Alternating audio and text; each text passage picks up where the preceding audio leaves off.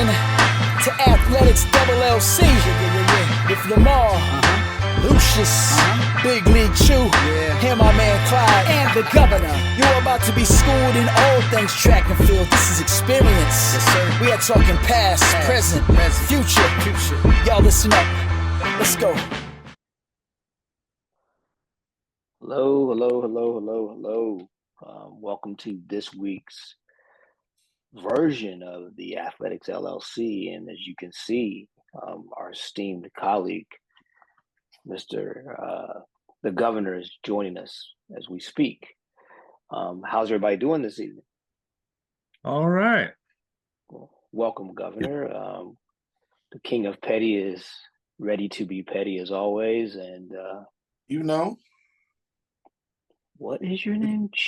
Oh my goodness. Choose Violence. That's so cute. I made it. Wow. Man, that's so nice of you. Hey, but you do have a softer side, huh? Every now and again, people get to see my underbelly. Not often. And with that being said, well, let's jump right into it. Somebody wants to see your under anything. So, European Athletic Awards. They go to our girl Bull, can't even pronounce her name, and our guy Ingebrigtsen. So, did they get it right?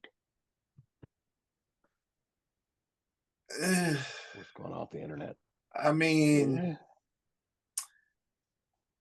I Bull getting the Women's European Award is obvious, and yes, they got that one right. I know Choose Violence. I know.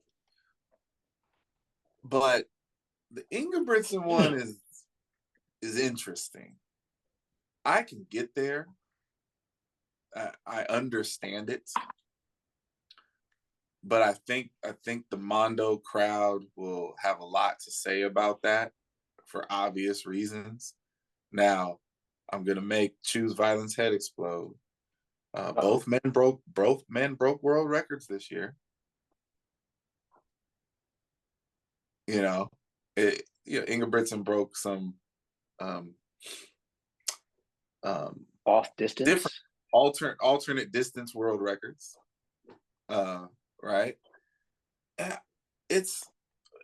I guess, how can I say this?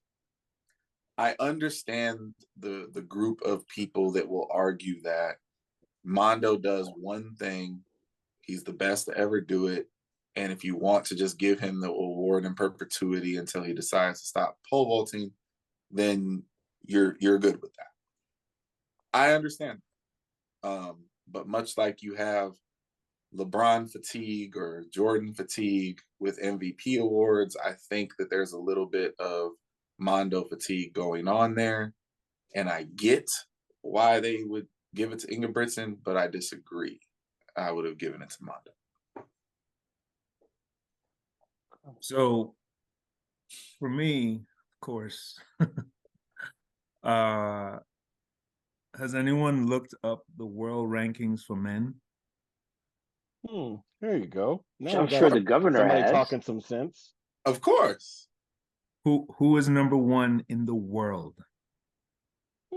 Tell him. Choose Violence. Armand. Tell him. Okay. Jakob Ingebrigtsen is ranked number 4 in the world. Yep. We're 2 and 3. 2 and 3 are Ryan Krauser and Noah Lyles. Yep. Okay. Now, obviously, based on what we know about what's happening in the distance world, let's just focus on that right now. It is on fire. It is absolutely on fire right now. And we have seen some incredible things happen in the last couple of years. And, I have to think that there is some distance bias. And it is what it is. It is what it is, right? I don't think we all necessarily have to agree with it. I don't agree with it because Armand Duplantis has stamped himself as the most consistent, as the most dependable athlete when it counts, time after time after time. He's broken the world record multiple times. Give it to the man. Like, come on. It just makes, but sometimes it just makes too much sense, you know? And I'll leave it at that. Choose violence. Oh man.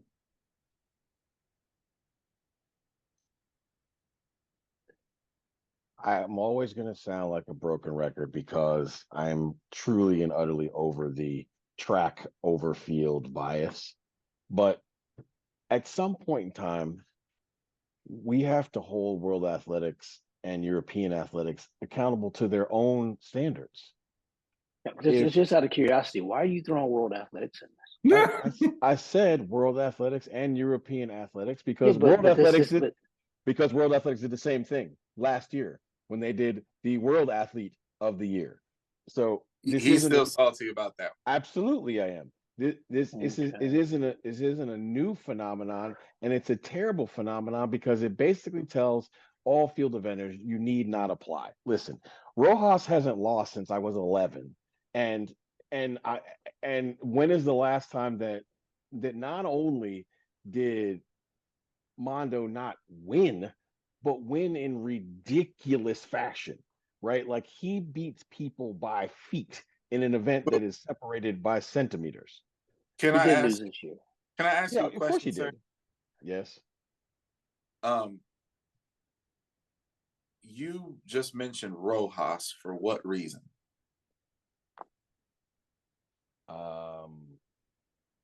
Yeah, my brain. Doesn't she represent Portugal?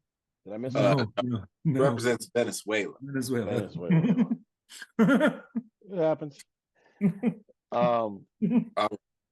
As you were. Yeah. It's been one of those days, but because I've been angry about this stuff since I seen the question, right? Like the track bias is always going to be an issue, and it's like as a field eventer, literally it doesn't matter what you do. So then you're okay with Bowles' choice, just against Ingebrigtsen's choice. I mean, I'm okay with Bowles' choice, but yeah, I was like, when I said Femke easily, you frowned. I was like, who is he talking about? Because I knew what was coming next. So I got forgive me. I mean, honestly, I'm not sure what competition she had. She had none. Right. So that's kind of the point there, right? But on the men's side, right? Like it's like if it's not Ingebrigtsen, then we're gonna get Carson Warholm to death, right? And I feel like honestly, the only reason he didn't win is because he didn't win the World Athletics final. Like I feel like they were gonna give it to him. Well, I don't think he was. His resume wasn't as tight this year, was it? Yeah. He didn't have the big Super 45 in front of his name and all that stuff, and he didn't lose. But he didn't have a world record. But he did lose in the World Athletics final. That's what I'm saying. He didn't. You're struggling. No, tonight, the point. Aren't you? No, not at all. I was saying. First, you want to put Rojas in European athletics, and you said that he only didn't get the award because he didn't win the World Athletics final, but then you said he lost the award. He didn't lose this year. Okay, I would love to move on to a much better topic, so I'm just going to say this. I don't understand how Mondo Duplantis doesn't win the award because at the end of the day, the dude beats everybody in the world by a ton. He sets world records every year, and he's just better at his job than everybody else in Europe is. So here, may I pose another question? Because I feel like my first one was really good, so I should get a second. So, and I don't know the answer to this, so it's a legitimate question. You've been seeing the announcements of the area awards, right? The European winners, the American winners. Is it that, so Femke Bol and Ingebrigtsen won the European award, so are they now the only Europeans capable of winning the world award, or could Mondo still win it?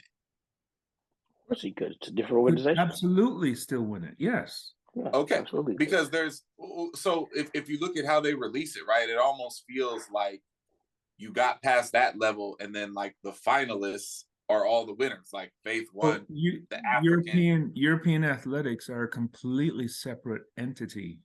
Yes. Right. From Okay. World So then, Athletics. to the point, then I'm even more okay with it than I was a second ago, because Mondo's going to win the world award. One would So hope. Well, so here's my thing. So is Mondo just that better than Jakob in you guys' minds? Because my man had a pretty good year. You do a deep dive into his season. He had a great indoor season. Yeah. Did he break the world record indoors? Yeah. At different various distances. He was, he was 1,500-meter runner-up and world champion outdoors. He won 2 events at the World Athletics Final. Mm-hmm. Yeah. Oh, okay. Yeah, had a hell of a year. No, as I'm saying, I'm good with it. Yeah. Mondo will get the world award, and we all good. All righty. So for context, Femke Bol is ranked number 3 in the world behind Kipyegon right. and Jackson.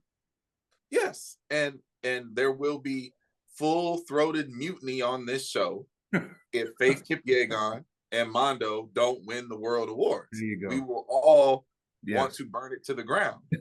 But it's the Euro Award. I'm good with it. Okay. Wow. I'm just glad I don't have to be involved. All right, so we've got nonsense. King of Petty says they got it right.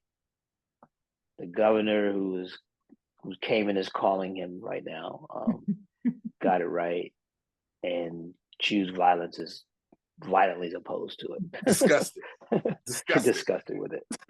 Absolutely. All right, so disgusted. let's do a little technical talk this evening. So let's talk a little bit about the 110 hurdles.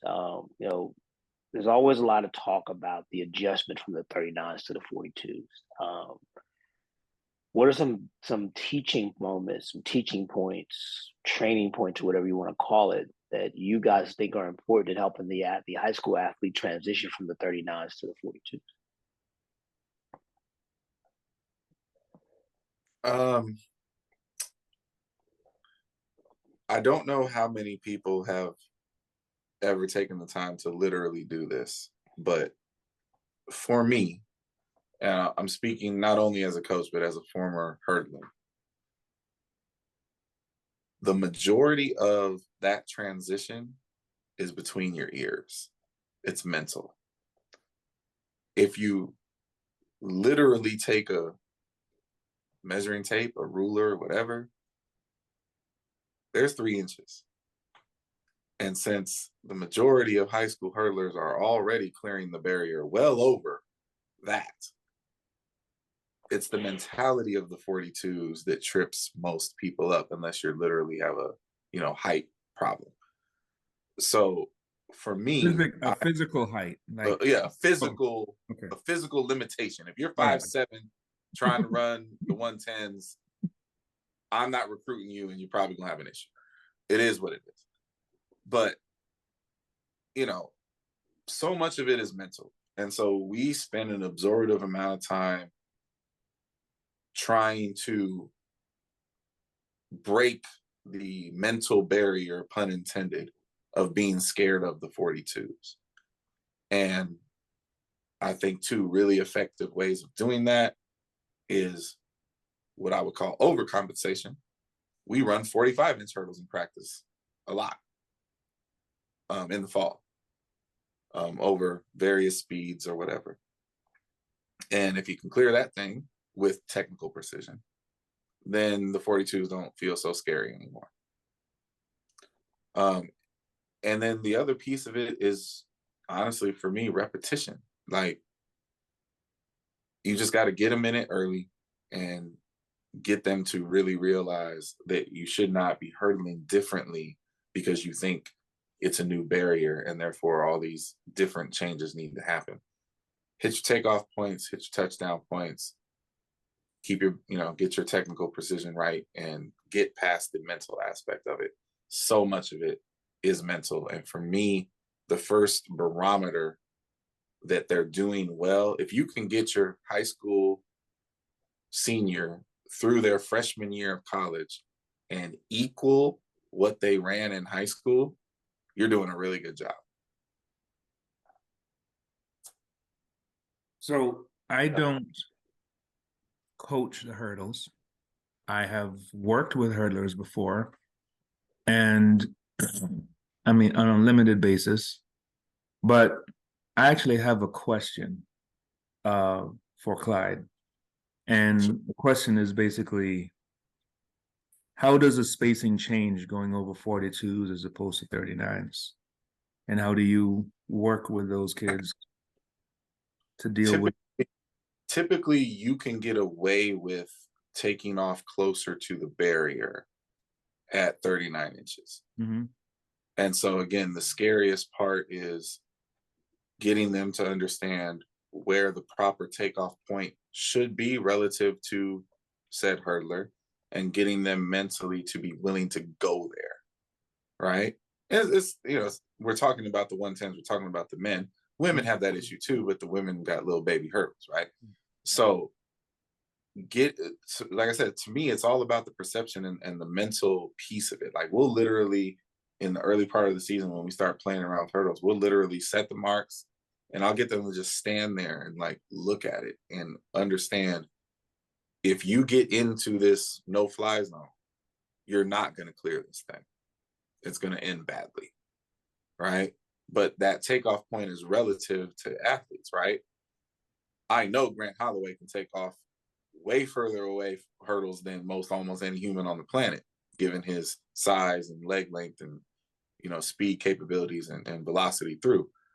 I'm 6'3", so for me, I could always get away with being too close to the hurdles when they're at 39s, but I never could get away with that at 42s. So getting them to just understand where the proper takeoff point is relative for them, that's something you got to work out, through the process with each kid. Choose violence. Oh, I don't know. For me, it's always been weird because most of the people that I've had to do this with also had to do 9 other events. But when I was solely a sprints and hurdles coach, we spent a lot of time forcing adaptation. So from day one, the first hurdle of any hurdle rep we ever did was 42 inches. You might do 7 hurdles, and the first one's 42, and the other 6 are 39s, right? And just so I can get you past that, then eventually we get to 2, and then 4, or whatever it is. But Clyde mentioned it earlier. I think the force adaptation and countable reps, because basically it takes what it takes, is what I found is the best route. The funny part is that I use 39-inch hurdles in our training a lot. Mm-hmm. Just not with new 42-inch hurdlers. So like freshmen don't get to see 39s. But like if you've been a 42-inch hurdler, we use 39-inch hurdles a lot. But I think to address the question directly, I definitely think that as many reps as you can stomach without getting anybody hurt over 42s or 45s enhances the adaptation. Because as you guys have all said, like the fear is mainly between the ears, right? I actually have always liked the foam pads on top of the 39s, because for some ungodly reason, it's like $1.99 is way cheaper than $2. Like they see this, it's a 42-inch hurdle, but it's soft and it won't hurt, right? And they still see it as 39 inches. So I've always liked that for younger new 42-inch hurdlers. But I try to get away from it as fast as possible too, right? It's like, this is your one bridge, and you get, let's call it a month of that at most, and then you won't see the pads again. How Oh yeah, how long on average, and this is for you, Sir Lucius, because I'm learning as we go. How long has it taken on average for a kid to get over the 42-inch, that first hurdle? I mean, I don't have a, this depends upon the athlete, to be honest with you. And see, I don't prescribe to the 45-inch hurdle until they know how to hurdle at 42. I'm a believer that put him at 45, while it will help with the fear factor, I would imagine, I think it creates a bad technical model on top of the hurdle, because if they're afraid to hurdle at 42, they're going to be more afraid at 45. Okay. That's been my experience. The other issue I have is like, I spend more time teaching them how to run properly, teaching them how to attack the hurdle properly from a ground standpoint, because I liken the hurdles to the long jump. And if the takeoffs are very similar in my mind, so if the takeoff and you both guys, being jumpers, spend a lot of time learning how to take off, right? So if you master the takeoff in the hurdles, it helps the hurdles a lot. The other thing too is, I think people are sometimes misinformed, in that the taller guy actually most times may take off closer to the hurdle in some instances. Because if you draw a parabola from the hurdle to the ground, right? And my thought is that you're going to take off when your hips hit the hurdle, right? Whose hips get to the parabola first? The short guy, the tall guy. The shorter guy. So he's going to be further away. So that's just kind of my thought process. Is kind of the way I attack it. I do a lot of just basic drills to make them feel what I want their feet to do. And while doing those drills, we talk about the arms and we talk about the knees and stuff like that. But I don't do a whole lot of stuff at 45. I don't think Grant went over a 45-inch hurdle until his third year with me. How do you deal with the kid that decides he wants to run like Aries Merritt? Or comes in with this idea that, I need to do my arms like so. I always say Aries is a unicorn. Mm-hmm. And you're gonna get yourself hurt. Aries was a very special athlete. And Aries had talent. So people don't realize how fast Aries was. Don't realize how strong he was, how elastic he was. Mm-hmm. So Aries is a guy that took off super far away from the hurdle. Yeah. Super far. I don't know that anybody ever takes off as far as Aries did, but that's Aries. And people trying to be like Aries, I tell them, you're going to get yourself hurt, because he was just a special talent, and trying to do the things that he did I'm not ever going to bash what he did, because it worked really well for him, but he's ruined a lot of the people trying to be like Aries Merritt. I'll put it that. Yeah. Absolutely. Yeah. Aries, at least for the one season, Aries was the GOAT in between the barriers. Mm-hmm. There's never been anybody better. No. Cannot deny that. But that nonsense, no. No. It is just, I'm never teaching that. I mean, and I've actually had some people, even Grant at one point kept what are you doing? He's like, nah. I'm like, no, that's not it. We're not Aries. And I just want to say, look, I'm not trashing the technique. That's unique to Aries Merritt. So let's pay homage to Aries by not trying to duplicate it, because you're not going to do it. Have we seen anybody besides Aries run faster? Now, Jason was close. Yeah, Jason was lower. It was close, but still. But then Jason's feet were never like Aries either. So here's an interesting concept that obviously we don't have time to do a deep dive in this, but the number of guys who run a lot faster over the 42s than they did over 39s. Oh, yeah. Big guys and little guys, think about it. To answer that question, I literally had that conversation just a little while ago. And I've had it over the years. Here's how I approach it. I say, If you can tell me what that's for, I'll let you keep it. Mm. And of course, it's because no. I need an answer. Well, Why? what is for? Okay. I'm like, why do you do that? Why do you want to do it? If you can give me a rational explanation as to why it is, then we'll roll with it. But if you can't, we're going to change it. Yeah. See, here's the beauty of Aries, right? Which just tells you why he was the unicorn of an athlete that he was. Okay, so we talk about the timing of a lot of events. So for every action is equal and opposite reaction. So if your hand's way up here, then your leg's not going to react until the arm gets back to where it's supposed to be, right? Mm-hmm.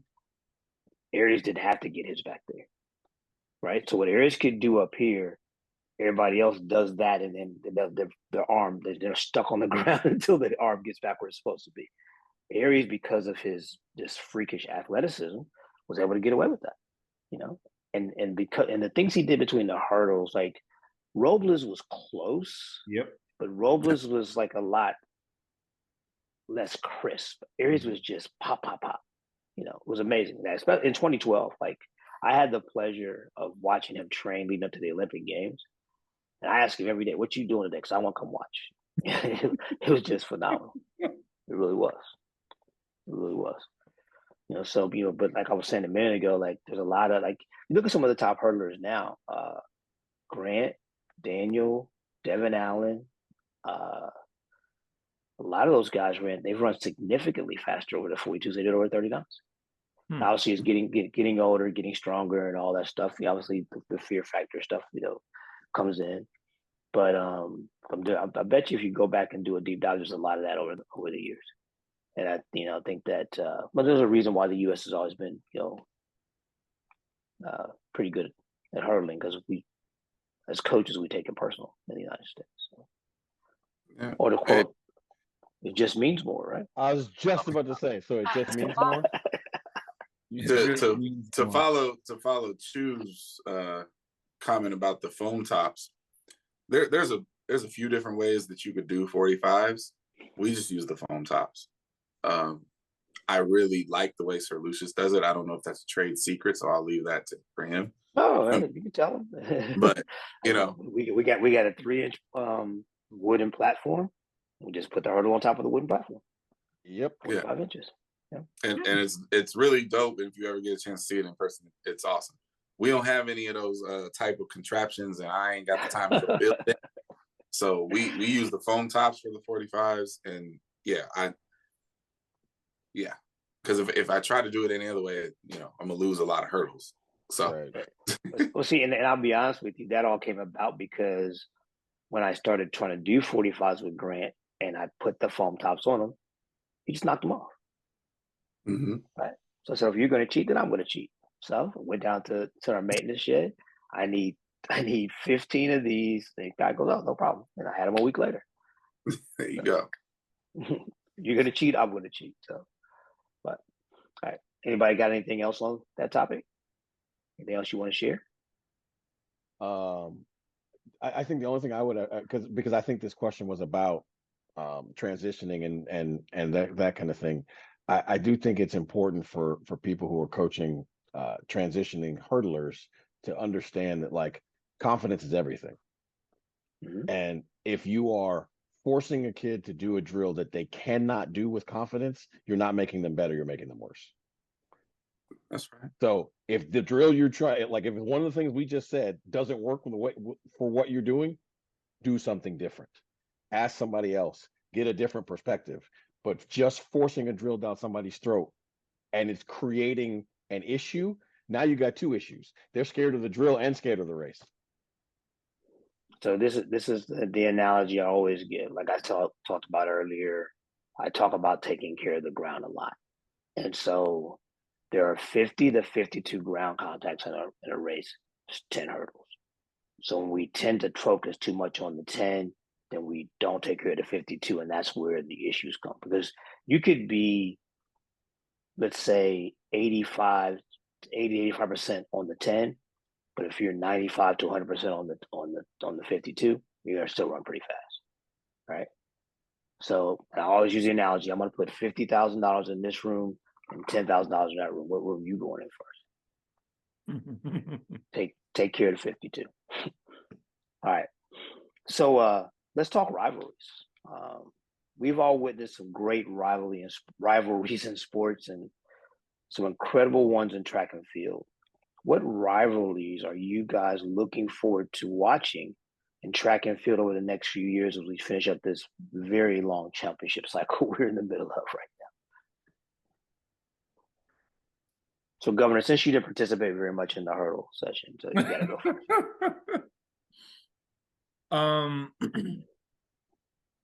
I gotta go back to what we just witnessed in Budapest, in the long jump.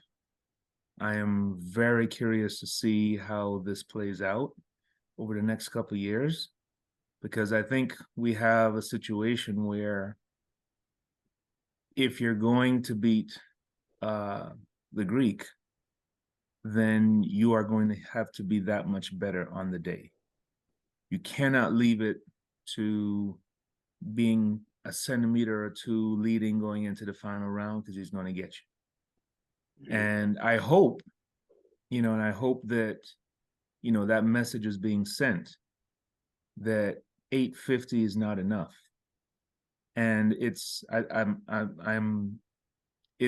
music to my ears. Let's put it that way. It's music to my ears that people should and could actually be thinking that way, because it's been a long time. It's been a long time since, people went into these major championships thinking that they had to jump 860 or better. That's what the people want to see, right? And I don't think that it's been a talent. There's not been a drop in talent. Don't give me that. There's been a drop in how far does it take? How far will it take? How far do I have to push myself to win? And, I'm sorry. I mean, 830s and 840. No. We have better shoes. We have better tracks. We have better facilities. We have coaches. We have all of it. But we're missing those moments of insanity, in my opinion. And, I hope that Budapest is just kind of a sign of things to come, because I want the long jump to be fun again. I want the long jump to be exciting. I want people on the edge of their seats, waiting to see what happens next. And we have the jumpers to do it. So. Okay. Choose violence. On the men's side, I am really looking forward to what we didn't get this year, because I thought we were going to get it this year because of the way it happened last year. But I think we're going to have it for the rest of at least one of, if not both of their careers. But I on the men's side cannot wait to see Arion Knighton and Noah Lyles. Like I thought we were really gonna get it this past year, but I know it's coming. Like I know it's coming. And then on the women's side, I mean, I don't know. Any pair in the women's 100. Yeah, why not have a 4-woman battle there, right? Right. Let's go. Sha'Carri, Rumble. and Jacko, and the whole deal. Yeah. Yes. Absolutely. Okay. All right. So I'll clean that one up for you. It's not a rivalry until both sides win, right? So the rivalry in the women's 100 is now Sha'Carri versus Jamaica, because she won, and Jamaica has three different options. But it's not that clean, because there's a rivalry within Jamaica. Yeah, but that's their business. We are on this side of things, and we don't care as fans which one of them Sha'Carri loses to. If she loses, we just gonna be upset, right? So it's Sha'Carri versus Jamaica is the rivalry, right? And it could go any kind of way. Sha'Carri can win, and they can be behind. The Jamaicans can sweep, and Sha'Carri could be no medal. Like, all of these things are possible. Anything in between, right? So Sha'Carri versus Jamaica in the 100 is now a rivalry because she is the reigning defending world champion, and she had to earn that to be a rivalry. It wasn't a rivalry until she won, right? It was just an idea. And so to your point, that's kind of how I see the Arian and Noah thing. I believe in Arian. I think that Arian is ultimately going to be the man. And when I say the man, I think Arian's a bigger threat to the world record at 200 meters than Noah is. But until he beats Noah on a stage that matters, that ain't a rivalry. So my men's side is actually Flamingo versus Parchment in the hurdles. World champ, multiple Olympic champ, both at the height of their powers, if you will.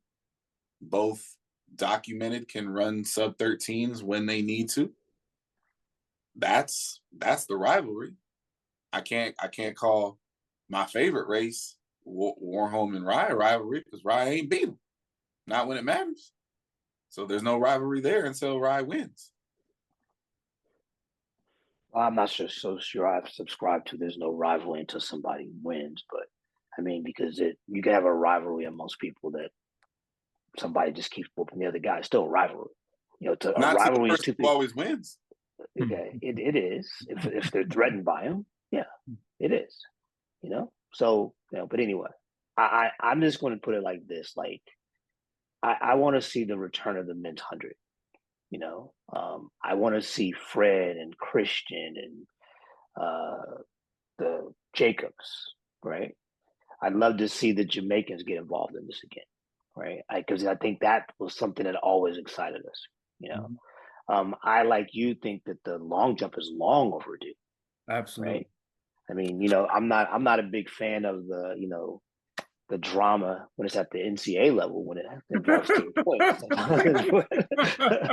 You know, but at the world level, I'm just joking, but at the world level, I mean, there's nothing like let's get back to Taylor and Clay, right? And Pichardo and the gang. You know, I don't know how you don't get excited about Krauser and Chris's favorite guy, Big Joe, right? You know, so stuff like that, you know. And is there rivalry in the women's hurdles now? Absolutely, they are. Oh yeah, yeah. Now, but that's literally 8 across. Like that. Yes, that's 8 across. Yep. Yeah. And what about the women's 800? That's a great one. There's a three-headed monster there. Yeah. Oh yeah. That's my number 2 there. Yes. Yeah, three-headed monster there. I think Mary Mora and Hodgkinson. I mean, yeah. And then you got what's her name? Keeley. The other Keeley is Hodgkinson. Yes. Yes. But there's another Brit. Yeah. The other Ricky. Yeah. Yes. Anything else you guys any other ones y'all want to rattle off? I mean, I think there's multiple good rivalries, and we've kind of beat them all up, right? But you know, I think to your question, like the best ones, they're the ones that I think are the best are the ones that are not only gonna have kind of mano-a-mano drama, but there's a record involved in there somewhere too, right? Like it's a pursuit for ultimate greatness that I also like, which is what has always sucked, honestly, about Bubka and the world record and about Mondo and the world record, right? It's like, could we ever be blessed enough to have 2 of them? Because that would be epic. Yeah. Sure. So like what happens in Paris if Neffy and Anna show up healthy? Woo! So that explosion. Was the other women's one that I wanted to bring up, is that, like, listen, a healthy Neffy and a healthy Anna and a hey, y'all ain't counting me out, I'm not dead yet, KJT. Yeah, that's popcorn worthy.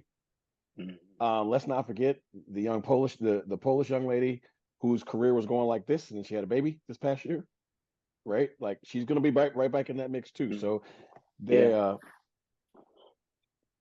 you know, and like, look, I didn't mention this one because it's always going to seem like a homer, but I will say this: I feel pretty confident that the scores required to win medals this year in 24 in the decathlon are going to be the highest ever. There's nothing homer about that. That's just that's how you feel, man. It's trendy. Go get it. And I think if you're not prepared to score 9,000, then you're not prepared to win a medal. It may not take 9,000 to win one, but whatever it takes to win, it's probably going to take it just about that to get third too.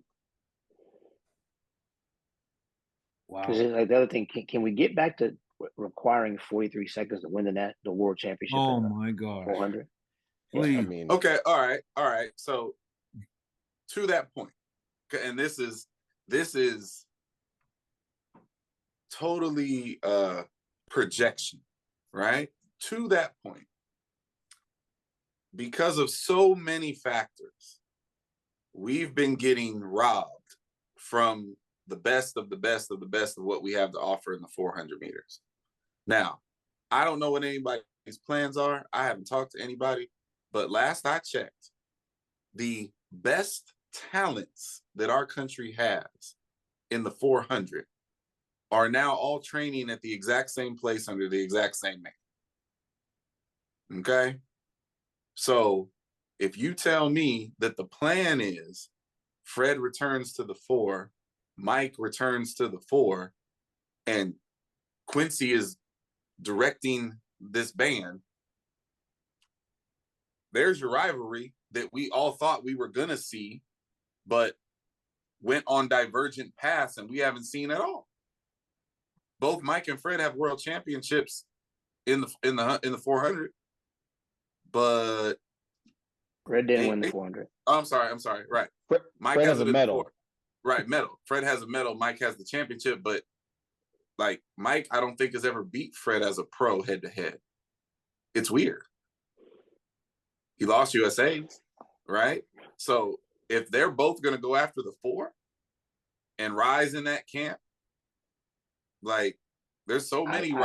I don't think anybody in their right mind sees a world where Fred's going back to the 4. He can't afford it. Can't afford it. Well, no chance.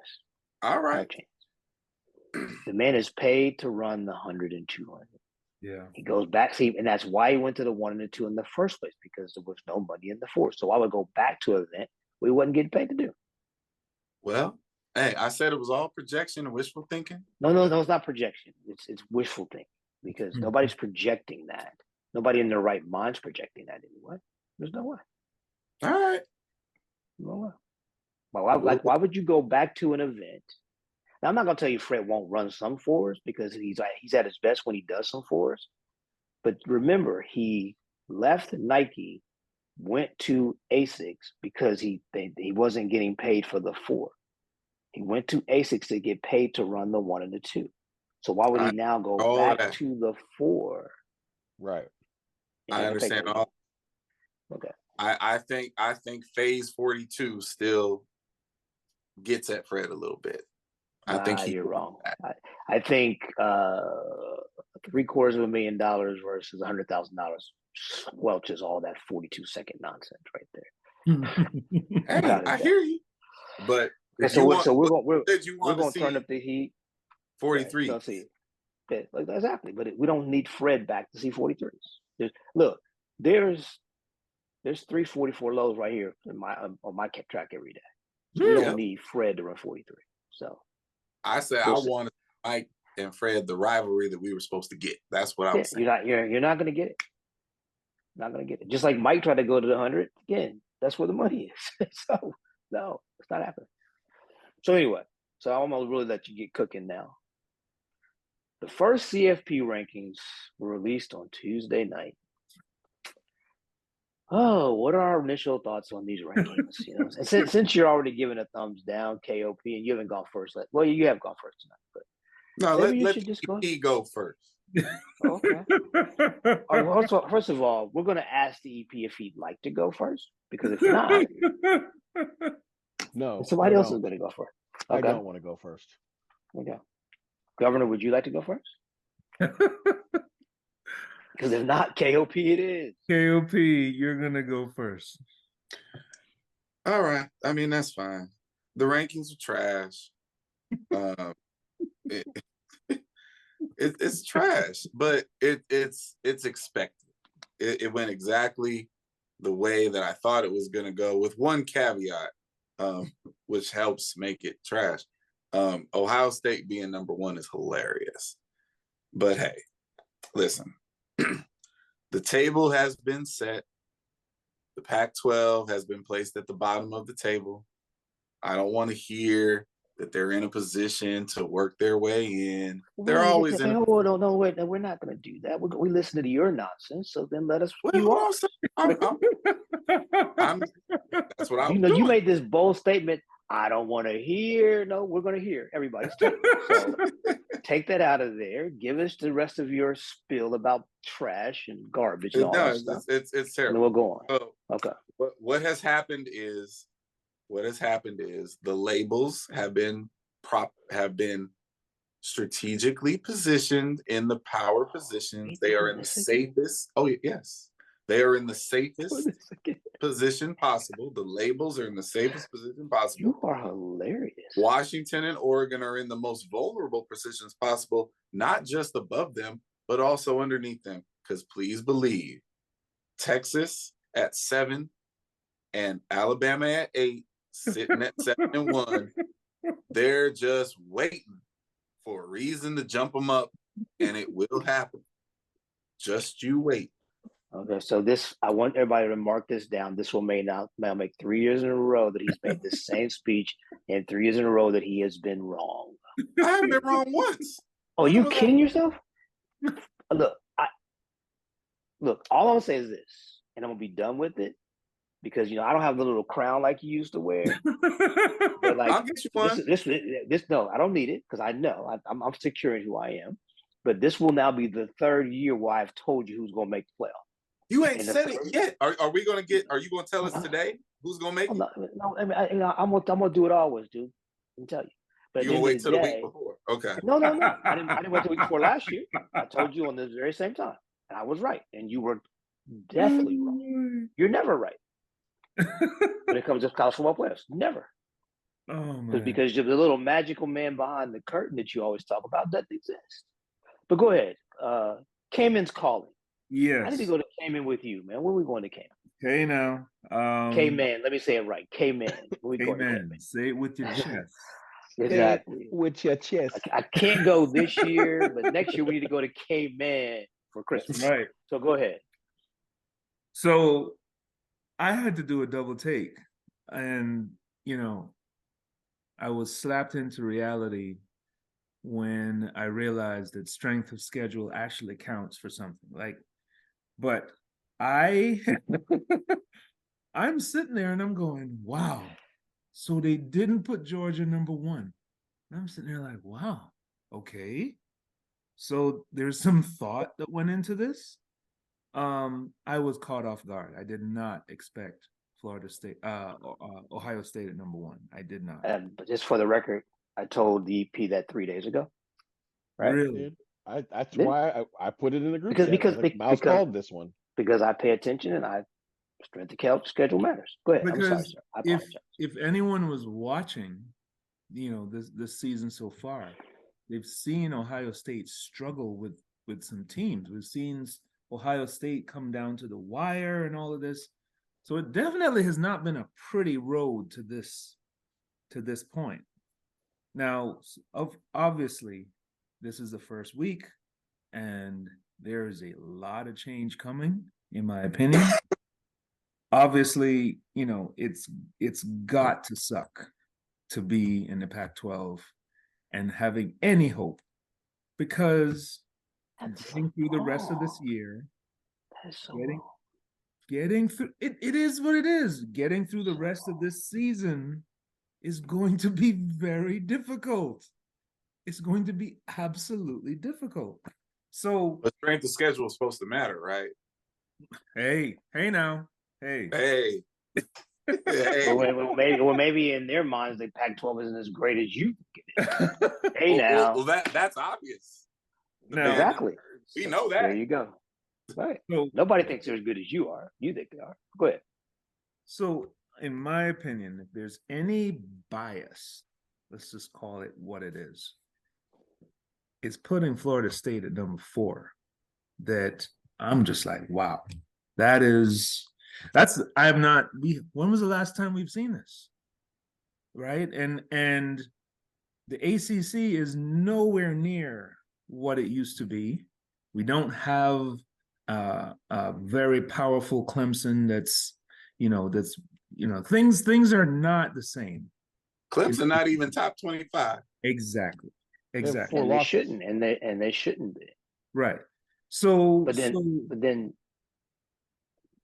okay, we're not talking about Clemson. Go ahead.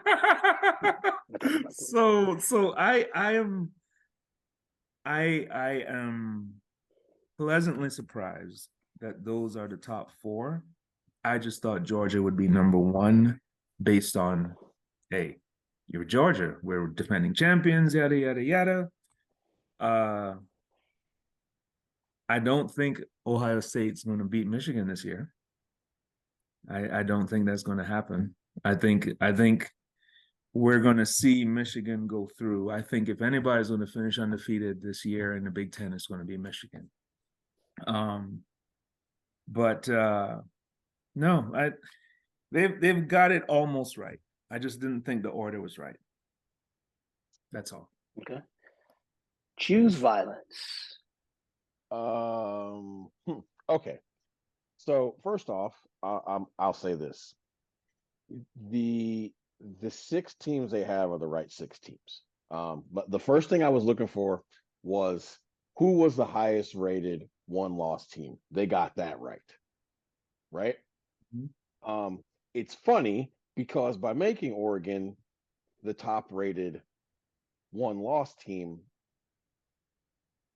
it should cause the juxtaposition of Washington and Florida State. But I also understand that there's recency bias when it comes to Washington and Florida State. In their last 2 games, Washington has not put up any style points. In their last 2 games, Florida State has put up a tremendous amount of style points, right? But this is the first poll. It doesn't really matter as long as you get the 6 teams correct, right? It's hard to jump from 7, 8, 10 to get in here. That's a whole nother story. But if you start off with the right 6, you're well on your way to getting this right. Now, the order, I think 1 is right, 2 is right. I think 3 is wrong, 4 is wrong, because I think that Michigan, based on, if you look at who everybody's played and not who they are, it should probably be Ohio State, Georgia, Michigan, Washington, Florida State, Oregon. But here's the thing. None of that part is really relevant because it's week 1, right? And everybody who wants to freak out about it, wants to freak out assuming nobody's going to lose. Well, first of all, we already know people are going to lose. The only thing that's locked into this is that there's going to be a Big Ten team in the playoff. But I think we knew that before it started. And look, here's the reality that is also true. Assuming that the 2 best teams in the Pac-12 do what the 2 best teams in any league are supposed to do, which is win tough games, win places that it's hard to win.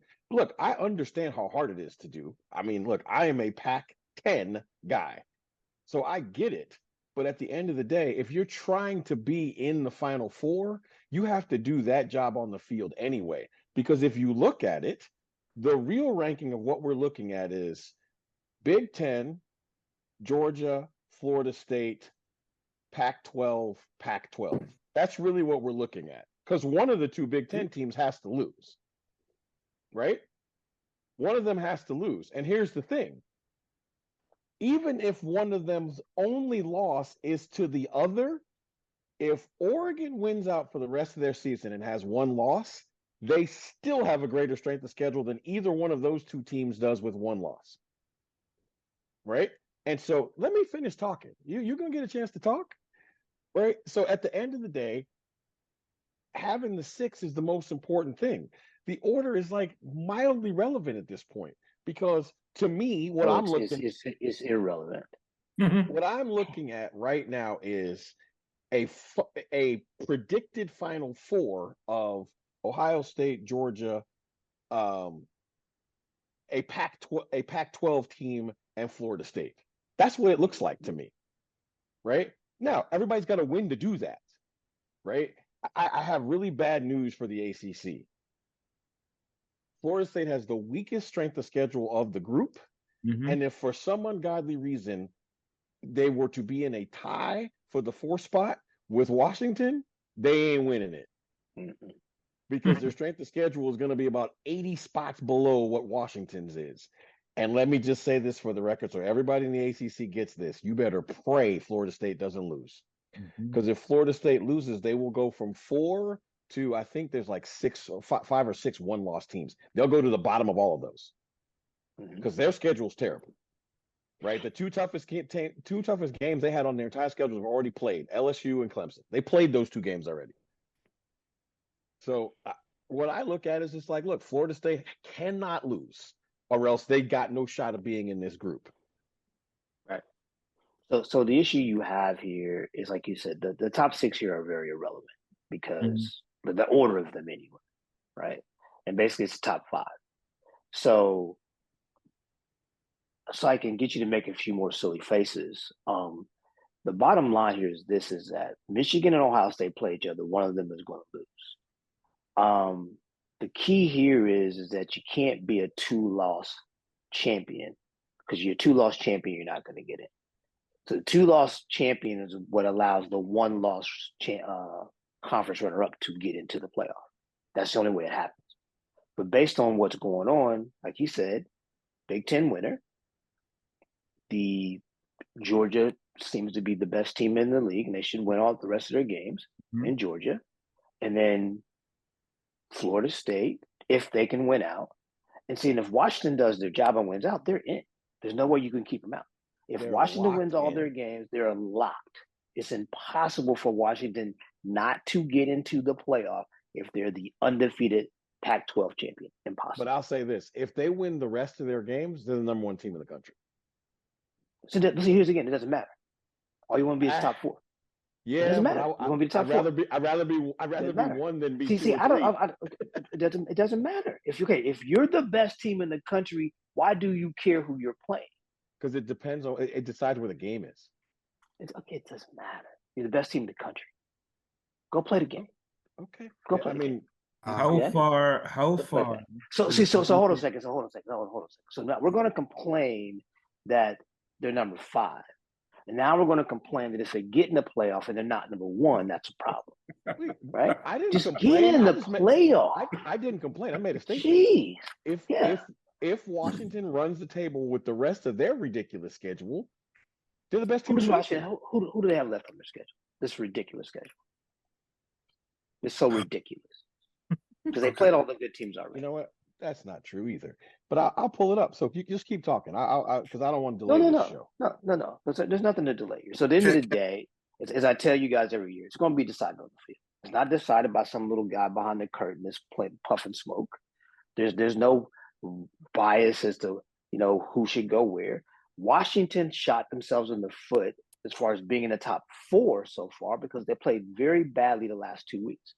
Washington has to simply keep winning football games. So they have USC this weekend. They have Oregon State. They have Utah next weekend. They have Oregon State, and they finish up with Washington State. Oh, that's ridiculously hard. Yeah, they're all ranked teams. Ridiculously ranked teams. They're all ranked teams. All ranked teams. That's much harder than ridiculously Georgia's hard.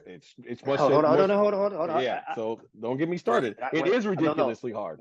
It is not ridiculously hard. It is. Yes, it is. So I love, It is. and I really hope people that like college football really pay attention to what just happened here, because as usual, every single year we create new rules and new standards for the West Coast that no one else has to fall under. All of a sudden, you heard what he said. if Washington's undefeated, there's no way you can keep them out. And that's true. But no one else has to be undefeated to be kept out. Everybody else can lose one. Hold on. Time out. We're going to call massive amounts of BS on that. We were discussing the University of Washington. We weren't discussing anybody else. Nobody said that. Yeah. Nobody said, okay, hold on a second. Let me tell you like this. If Michigan loses a game, they're out. If Ohio State loses a game, they're out. The EP said if Florida State loses a game, they're out. So that can concoct the BS out of your mouth. I wasn't remotely finished. You don't have to be finished because you were finished as soon as you said it. I hear you. I agree with the EP about Florida State. Florida State shouldn't be in. And right now, they're in. Yes, it's week 1. Yes, more games will be played. We all understand that.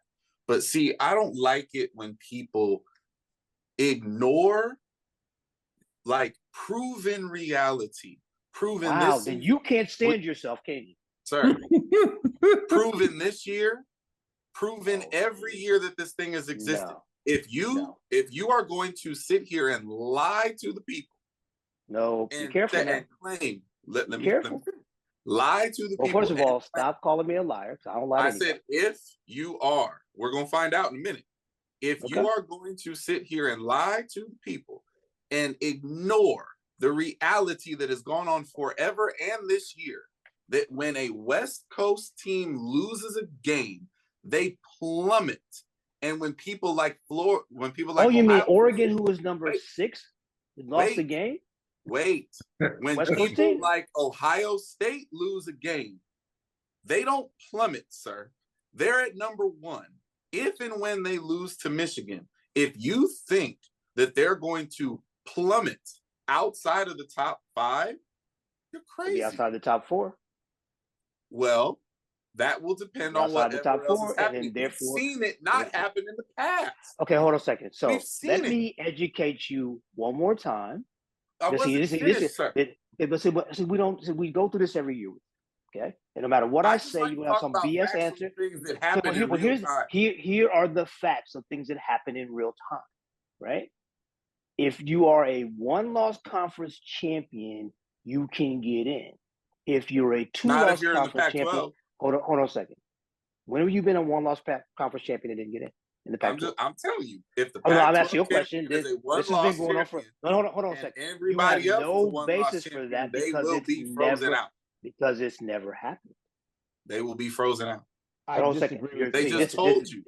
I disagree with you, Chuck. You just totally disagree. Okay.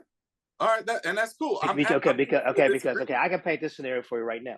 Okay, you got if Michigan goes undefeated. No, I can't say that. If Ohio State goes undefeated, right? I hurt my soul. If that happens, I would kill myself. Okay, so Ohio State wins the Big 12, Big 10 undefeated. Georgia wins the SEC undefeated, right? So now you have a 1-loss Pac-12 champion in Washington because that means that they loses. The problem you have with Washington is they can't lose in the Pac-12. Oregon could beat Washington and then be in the top 4 because they beat Washington, right? And then you got the ACC situation. So if Ohio State wins out, Georgia wins out, and Florida State wins out, and Oregon beats Washington, Oregon's gone. Yep. Okay, that's a very nice scenario and one that could plausibly happen, and one that could plausibly happen. If that's the way it happens, as I stated at the beginning, sir, the thing that you're not taking into account in that scenario is if and when Texas runs their table and is the Big 12 champion with 1 loss. Okay, what's your point? Because Texas Oregon, will be given the spot over somebody. Here's the thing. See, I happen to pay attention to what's going on, right? Mm-hmm. So Oregon, who is ranked right below Washington. So by the time Oregon and Washington play, young fella, they will now be both in the top 5 because Michigan or Ohio State loses will drop below them. Right? Ohio State at 1 will not drop below. If they lose to Michigan, it's going to happen. Okay. Can we pause? Can we put a pin here and rewind this tape? Okay, you can choose rewind anytime you violence, want. EP. Okay, you can This rewind man, anytime you want. I want him on record. because- I want him on record. Okay. Look, hold on Ohio a second. State's See, number one. you don't have to rewind anything. Okay, because Ohio see, State's unlike number other, one. hold on a second, because unlike you, I admit when I'm wrong. Okay. Ohio State's number one. Okay. If Michigan beats Ohio State, how many spots are they going to drop? Okay. Tell me. How many? Well, I'll say this. Historically, Depends on the score of the game. it sort Great. of depends. Worst case scenario. It sort of depends on the score of the game, but I'll say If this. Michigan pounds if them, they're- they if will they're drop out of one- the top four for If sure. they're 1-3, right, 3 spots as they is what are, you're saying. right? No, I'm saying if they're 1-3 as they are, and they get to the game, can continue to be undefeated, as long as it's not a blowout. Ohio State will drop from 1 to 4, maybe 5, maybe 5. There you go. No, but see, here's the problem. But see, they will be 5th because if Washington's still undefeated and Georgia's still undefeated and Florida State's still undefeated, they will be 5th. Right. And we all agree with if everybody's undefeated, but that's not likely, and that never happens. We've watched this for 10 years. That's never happened. Okay, but I want to say this though. It's not going to happen this year either. I know the narrative that you like to play, but I will say this: this is not one of those years where anybody from behind can run anybody down that's in front. The 6 teams that are there, if you look like the truth and the honesty is this: those 6 teams are the only 6 teams that control their own destiny. Mm-hmm. That's it. Nobody behind them can catch them, because look. I'm not sure about the only hope that the Big 12 could possibly have is that Texas wins out, blows out Oklahoma in the Big 12 championship game, and there are losses, because a one-loss Big 12 team is not better than any other conference champion. Not this year, because going back to the strength of schedule thing, right? Exactly. The strength of schedule thing that you guys keep pointing out. So for context, you got Texas has K-State, TCU, Iowa State, Texas Tech. That's trash. Yes. trash. It's trash. That's not very good. Florida State has Pittsburgh, Miami, North Alabama, and Florida. Listen, Trash. I'm going to say this right now. Florida State's going to lose that game to Miami. Sure. I'm here for that. Look, Florida State might lose. Georgia has Miami is a really good football team. They are just poorly coached when it matters. They've shot themselves in the foot. They have shot themselves in the foot this year. Miami is definitely good enough. Georgia has Mizzou, Ole Miss, Tennessee, and Georgia Tech. Trash. Here's the thing. Isn't Missouri still undefeated? No, they're not. They have one loss. They have one loss. So you can strip all this away, and it's a simple process here, guys. It's going to be decided on the field, and as long as you don't have 2 lost conference champions, Mm-hmm. and the 4 top-rated champion schools going to get in. That's the only thing that ever causes a problem, is if the conference champion has 2 losses. So I will say if they have 2 losses, they're done. I do need to play one small caveat to my statement earlier. There is one scenario where one team in this country that is not in the top 6 can actually figure out a way to get in this. And that is if Alabama wins out the rest of their games and Georgia wins out the rest of their games and Alabama beats Georgia for the SEC championship. Okay, so now this again, and then Georgia's not getting in if everybody else wins out. They're not getting in. And I will say this. Wait a minute. Listen, not getting in. Just stop. Not getting in. A one-loss look. I don't disagree with you. I didn't say that. Like all I said was I was making my own caveat to my own rule. The only way they get in is if there's 2 lost conference champions. There is still one team outside of the top 6 that does control its own. But destiny. they have to win the conference, right? Though, right? So I'm saying that because they got to win all their games. So what I'm saying is like this: there's only 7 teams. It's the 6 you see, right? And Alabama. Those are the only teams that control their own destiny. Because Texas can win the rest of their games, they're not getting in. And they're not getting in. KST.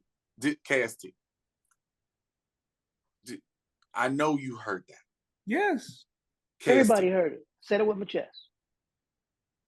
This man just claimed. I want to make sure that I heard it correct. Yes, you heard him. Because again, certain things have to happen. Ohio State has to play Michigan. Somebody's going to lose the game. Mm-hmm.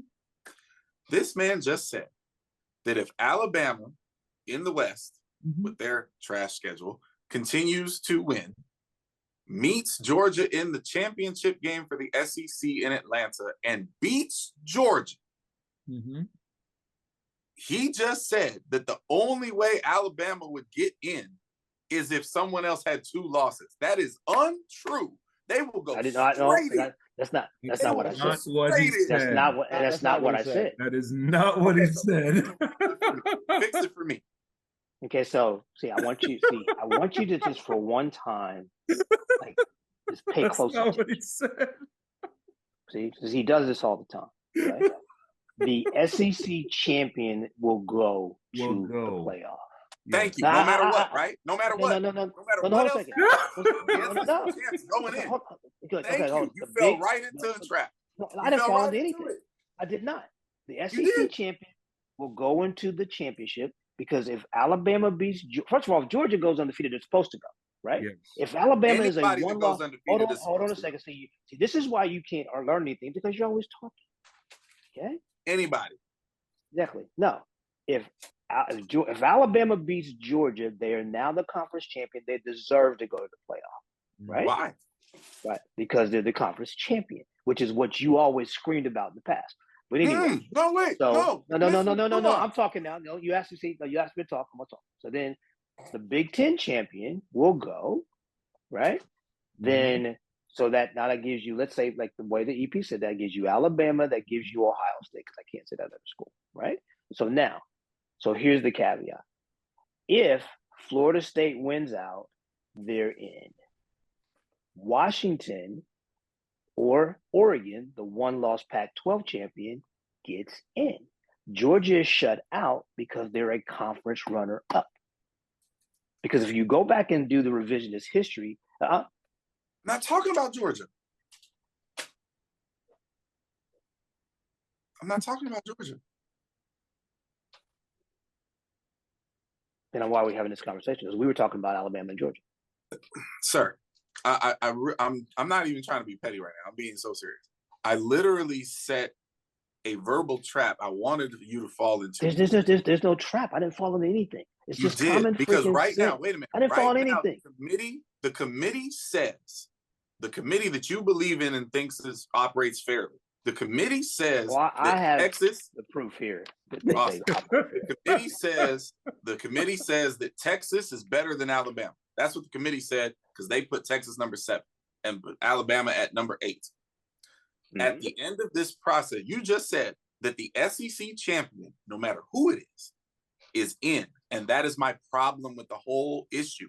Okay, why is the SEC when he's saying you've totally changed the narrative of the conversation. Yeah, we're going to end this because no matter what, because no matter Alabama what we say, come from 7 you're going to find the way to work their way into 4, but Texas can't, and Oregon can't. Hold on a second, because Alabama, because it's simple math, sir.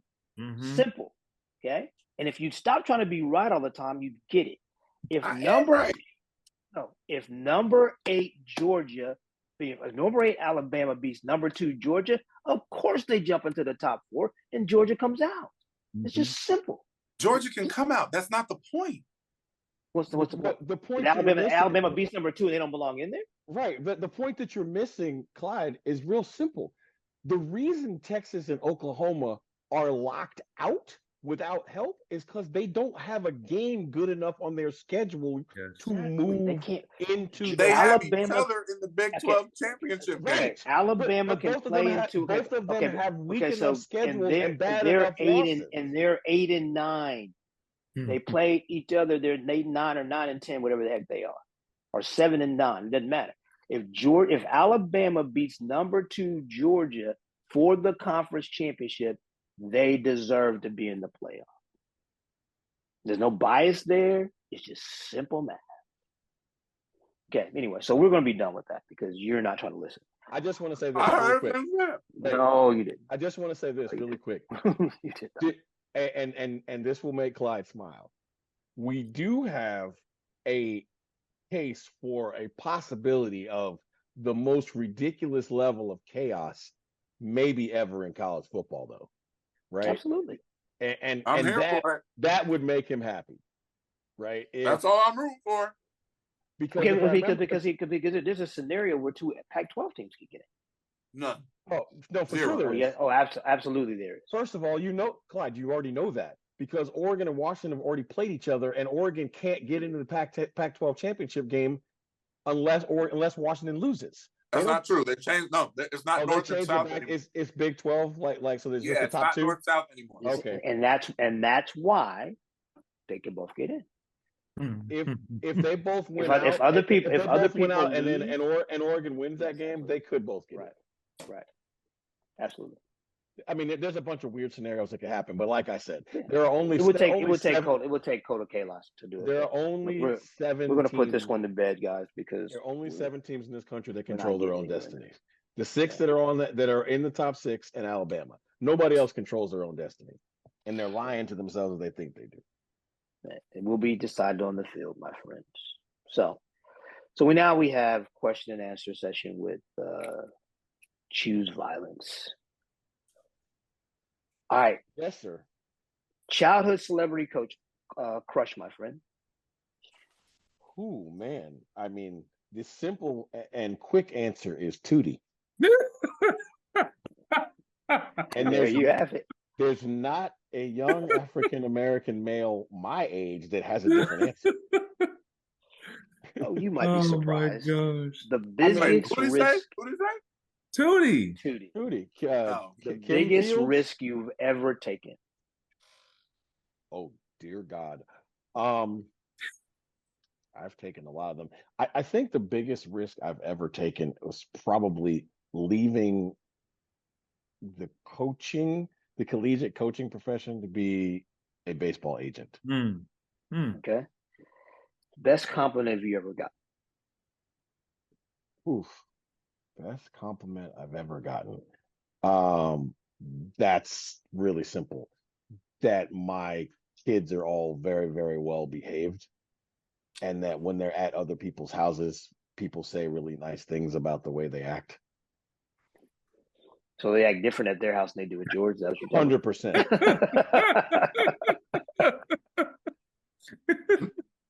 The worst piece of advice you've ever gotten.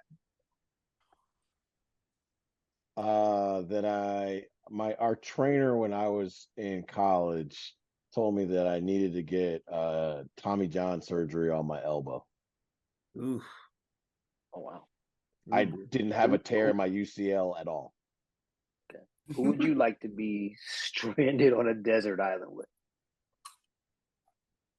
Is this a finite amount of time? I know. Is this a finite amount of time? Or like am I stranded on the desert island forever? Whatever you want to do it, dog. See, my thought is I want to be stranded with somebody and get me the heck off the island, but go ahead. I can only pick one person? Yes. Well, first of all, for obvious reasons, that's unfair. Question is a question, sir. I would like to be stranded on a desert island with James Bond because we're getting off the island. He's not a real. It has to be a real person. James Bond's not a real person. Oh, so the Idris version or Sean Connery? I was gonna say, does that mean that I can't pick MacGyver either? No, you cannot. But you should have picked MacGyver in the first place. But yeah. No, James Bond is definitely better answer than MacGyver. One as real far person, as rigging stuff up, he's not. MacGyver's that dude. Real person.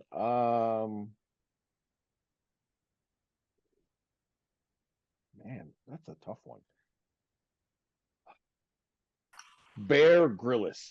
Oh, I can't stand you. Anyway, we're gonna eat, we're gonna survive, and we're gonna get off the island. name the person you would trade places with for. You would like to trade places with for a day. Michael Dwayne Holloway. The second. The second. Sure, whatever. Sure, not whatever. Junior. Come on. What? To be the king for a day? No, for real. I'm not the king. I was just messing with you. Honestly, probably Barack Obama. Okay. What never fails to make you laugh? This show. Hmm. You people. Tell us something we don't know about you. Oh. Did I want people to know? We meaning the audience, not us. I know. I am mildly OCD. I have on occasion been walking through grocery stores and turned cans so that they faced properly. I have on occasion adjusted what are those things? Not advertisements. Okay. Yeah.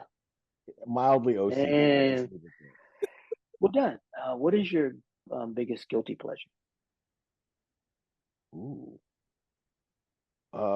White chocolate chip cookies or white chocolate candy bars.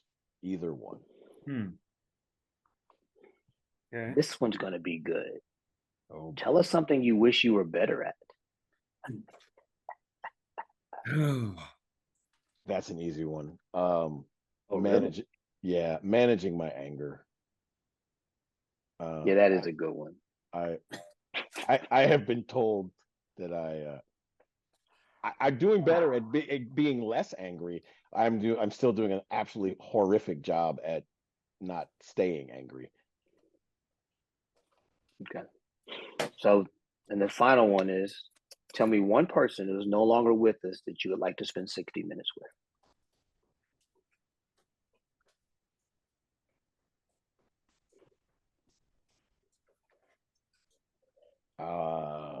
There's so many, but I think I'll just pick the first one that popped into my head. Jesse Owens. Okay. Now, Governor, I need to ask you that exact same question because I didn't give you that one last week.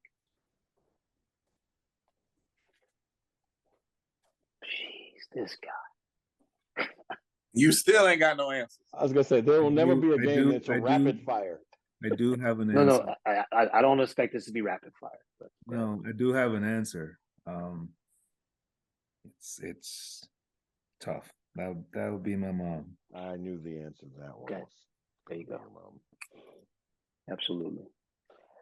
All right. Well, that does it for this week's version of the LLC. I do want to. I know the EP mentioned earlier that legendary coach Bobby Knight passed away. Mm-hmm. So condolences to his family. I will say that our dear friend Fred Newhouse recently had some surgery, but he's recovering well. So those of you out there that know Fred, say a little prayer for him and his family, that he continues to recover and get better. Hope everybody had a great week. One more. Okay. Athletics Australia just lost Gary Bourne. Oh, wow. Okay. Yeah. Condolences to him as well. Great man. Great man. Yeah. All right. Well, that being said, we hope everybody had a great week. We hope that we have entertained you as always with our shenanigans, and we will see you guys again in about 7 days.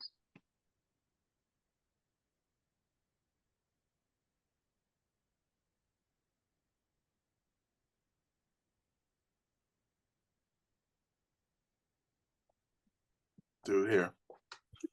I hit the button. No, you didn't. You did not. When the lights come on, the road just get to running. When the lights come on, opponents mess the plumbing. Heard you like it warm, hot, knife the butter. Truth pin them hard, knock them off that rebuttal. Tsunami, tidal wave to your puddle. Tough love, punch you in the arms, little brothers. Athletics LLC, there's no others. Track and fields, pacing with pill to go further. Hey, Wile E. Coyote, it's road runners. Feels like you know us, you've been with us the whole summer. If not for this quarantine, these four corners wouldn't be here, but we here, so start learning. You gotta earn your stripes, gotta get your scars. Show you how to fight, but show us who you are. You lack experience, but still you wanna talk. And who is actually talking to? Your circle's kinda small. Heads prevail when the backbone's strong. Gotta keep it coming, or it won't last long. Pass or fail, then sell the sad song. And if you don't check yourself, then that's wrong. Just trying to give you the real that you asked for. So why you keep cutting us off to ask more? We put it in slow-mo, but you fast forward. Athletics LLC, the task force.